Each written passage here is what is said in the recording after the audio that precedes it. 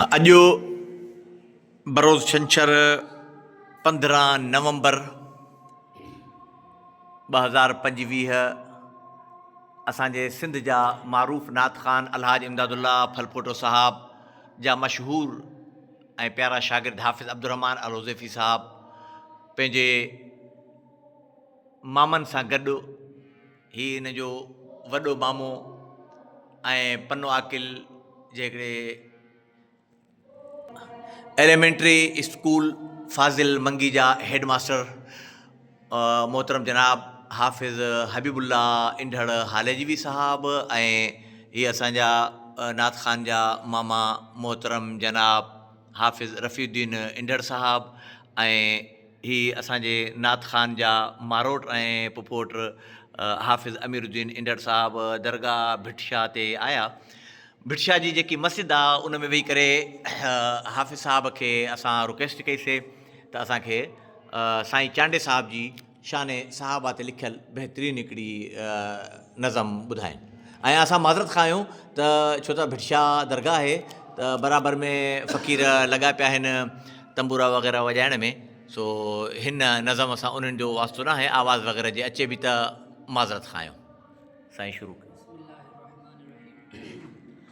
मुरसल मीर मोहम्मद खे हा चारई यार प्यारा, मुरसल मीर मोहम्मद खे हा चारई यार प्यारा, चारई यार प्यारा वाह वाह मौजूद मुरसल वारा, अबू बकर सिद्दीक़ उमर उस्मान अली सुहारा, मुरसल मीर मोहम्मद खे हा चारई यार प्यारा, गार जे अंदर अबू बकर खे नाग ॾंगियो हो कारे,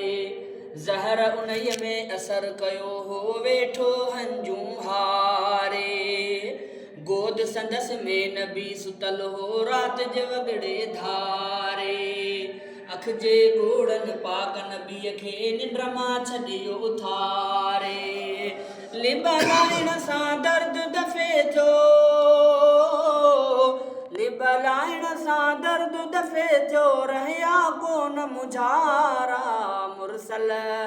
मीर मोहम्मद खे हा चारई यार प्यारा, चांडिया कर तूं मदह मुहम्मद हमद खुदा जा हर हर,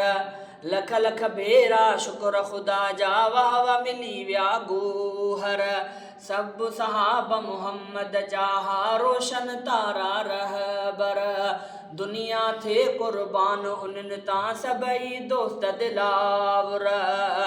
अब्द समूरा यार सहाबी,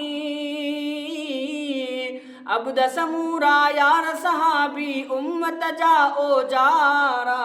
मुरसल मीर मोहम्मद खे हा चारई यार प्यारा, चारई यार प्यारा वाह वाह मौजिज़ मुरसल वारा, अबू बकर सिद्दीक़ उमर उस्मान अली सुहारा, मुरसल मीर मोहम्मद खे हा चारई यार प्यारा। माशाअल्लाह माशाअल्लाह, असांजो यादगार सफ़र आहे। असां नात ख़ान साहब जे वॾे मामे खे अर्ज़ु रखंदासीं त भिटशा ते आयल आहिनि साईं भिटाई साहब ऐं उम्मत मुस्लिमा जे मरहूमीन लाइ दुआ मग़फ़िरत कनि।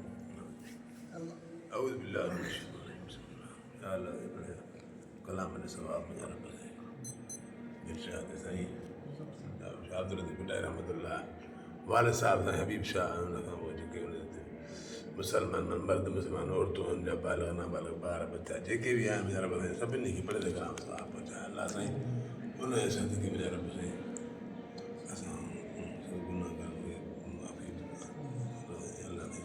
अलाह साईं जे सदके रब साईं اللهم ربنا آتنا في الدنيا حسنة وفي الآخرة حسنة وقنا عذاب النار ربنا تقبل منا